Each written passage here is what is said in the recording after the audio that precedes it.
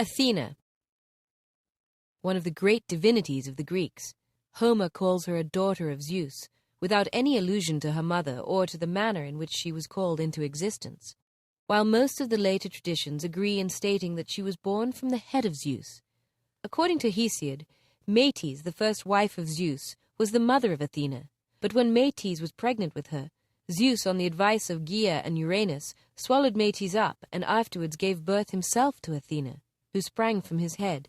Pindar adds that Hephaestus split the head of Zeus with his axe, and that Athena sprang forth with a mighty war-shout. Others relate that Prometheus or Hermes or Palameon assisted Zeus in giving birth to Athena, and mentioned the river Triton as the place where the event took place. Other traditions again relate that Athena sprang from the head of Zeus in full armor, a statement for which Stesichorus is said to have been the most ancient authority. All these traditions, however, agree in making Athena a daughter of Zeus, but a second set regard her as a daughter of Pallas, the winged giant whom she afterwards killed on account of his attempting to violate her chastity, whose skin she used as her aegis, and whose wings she fastened to her own feet. A third tradition carries us to Libya, and calls Athena a daughter of Poseidon and Tritonus. Athena, says Herodotus, on one occasion became angry with her father, and went to Zeus, who made her his own daughter. This passage shows more clearly than any other the manner in which genuine and ancient Hellenic myths were transplanted to Libya, where they were afterwards regarded as the sources of Hellenic ones. Respecting this Libyan Athena, it is farther related that she was educated by the river god Triton, together with his own daughter Pallas. In Libya she was also said to have invented the flute, for when Perseus had cut off the head of Medusa, and Citheno and Euryale, the sisters of Medusa, lamented her death, while plaintive sounds issued from the mouths of the serpents which surrounded their heads, Athena is said to have imitated these sounds on a reed.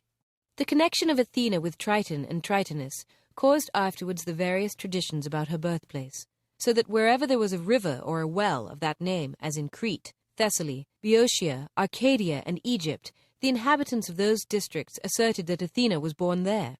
It is from such birthplaces on a river Triton that she seems to have been called Tritonus, or Tritogenia, though it should be observed that this surname is also explained in other ways.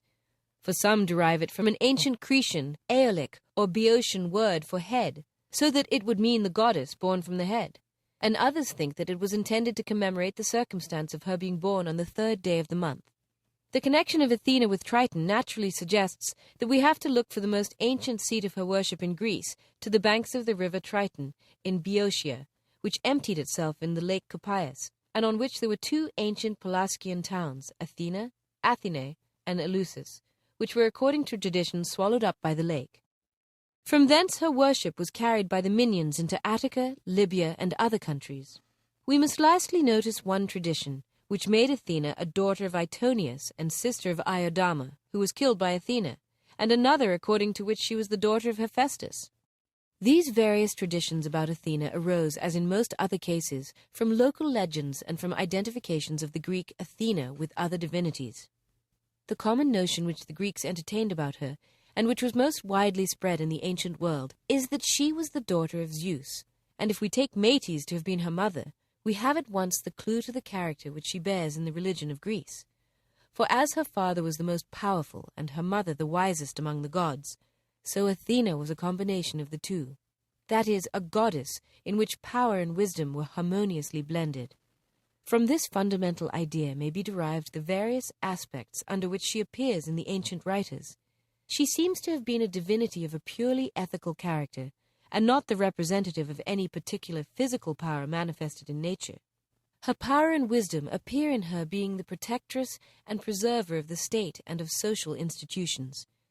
Everything, therefore, which gives to the state strength and prosperity, such as agriculture, inventions, and industry, as well as everything which preserves and protects it from injurious influence from without, such as the defense of the walls, fortresses, and harbors, is under her immediate care. As the protectress of agriculture, Athena is represented as the inventor of the plough and rake. She created the olive tree, the greatest blessing of Attica, taught the people to yoke oxen to the plough, took care of the breeding of horses, and instructed men how to tame them by the bridle, her own invention. At the beginning of spring, thanks were offered to her in advance for the protection she was to afford to the fields. Besides the inventions relating to agriculture, Others also connected with various kinds of science, industry, and art are ascribed to her, and all her inventions are not of the kind which men make by chance or accident, but such as require thought and meditation. We may notice the invention of numbers, of the trumpet, the chariot, and navigation. In regards to all kinds of useful arts, she is believed to have made men acquainted with the means and instruments which are necessary for practicing them, such as the art of producing fire. She was further believed to have invented nearly every kind of work in which women were employed, and she herself was skilled in such work. In short, Athena and Hephaestus were the great patrons both of the useful and elegant arts. Later writers make her the goddess of all wisdom, knowledge, and art, and represent her as sitting on the right-hand side of her father Zeus, and supporting him with her counsel. As the goddess who has made so many inventions necessary and useful in civilized life, she is characterized by various epithets and surnames, expressing the keenness of her sight, or the power of her intellect. As the patron divinity of the state, she was at Athens the protectress of the phrates and houses which formed the basis of the state. She also maintained the authority of the law and justice and order in the courts and the assembly of the people. This notion was as ancient as the Homeric poems, in which she is described as assisting Odysseus against the lawless conduct of the suitors. She was believed to have instituted the ancient court of the Areopagus, and in cases where the votes of the judges were equally divided, she gave the casting one in favor of the accused. As Athena promoted the internal prosperity of the state by encouraging agriculture and industry, and by maintaining law and order in all public transactions, so also she protected the state from outward enemies, and thus assumes the character of a warlike divinity, though in a very different sense from Ares, Eris, or Enyo. According to Homer, she does not even bear arms, but borrows them from Zeus. She keeps men from slaughter when prudence demands it, and repels Ares' savage love of war and conquers him. She does not love war for its own sake, but simply on the account of the advantages which the state gains in engaging in it, and she therefore supports only such warlike undertakings as are begun with prudence and are likely to be followed by favorable results. In times of war, towns, fortresses, and harbors are under her especial care.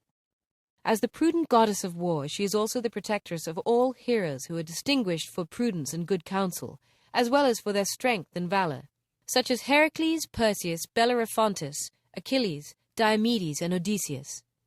In the war of Zeus against the giants, she assisted her father and Heracles with her counsel, and also took an active part in it, for she buried Enceladus under the island of Sicily, and slew Pallas.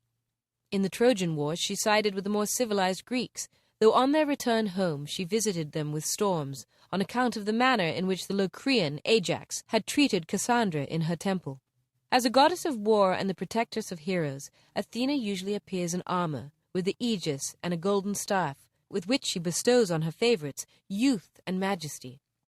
The character of Athena, as we have here traced it, holds a middle place between the male and female, and hence she is a virgin divinity, whose heart is inaccessible to the passion of love, and who shuns matrimonial connection. Tiresias was deprived of his sight for having seen her in a bath, and Hephaestus, who made an attempt upon her chastity, was obliged to flee. For this reason, the ancient traditions always describe the goddess as dressed, and when Ovid makes her appear naked before Paris, he abandons the genuine old story. Her statue also was always dressed, and when it was carried about at the Attic festivals, it was entirely covered. But notwithstanding the common opinion of her virgin character, there are traditions of late origin which describe her as a mother. Thus, Apollo is called a son of Hephaestus and Athena, a legend which may have arisen at the time when the Ionians introduced the worship of Apollo into Attica, and when this new divinity was placed in some family connection with the ancient goddess of the country. Lycnus also is called a son of Hephaestus and Athena. Athena was worshipped in all parts of Greece, and from the ancient towns on the lake Copaeus, her worship was introduced at a very early period into Attica, where she became the great national divinity of the city and the country. Here the serpent, the symbol of perpetual renovation, was sacred to her. At Lindus in Rhodes, her worship was likewise very ancient. Among the things sacred to her we may mention the owl, serpent, cock, and olive tree, which she was said to have created in her contest with Poseidon about the possession of Attica. At Corone in Messenia, her statue bore a crow in its hand. Eustathius remarks that only female animals were sacrificed to her, but no female lambs.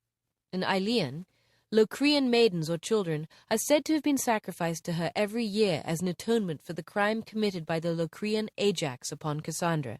And Suda states that these human sacrifices continued to be offered to her down to 346 BC. Athena was frequently represented in works of art, but those in which her figure reached the highest ideal of perfection were the 3 statues by Phidias. The first was the celebrated Colossus statue of the goddess, of gold and ivory, which was erected on the Acropolis of Athens.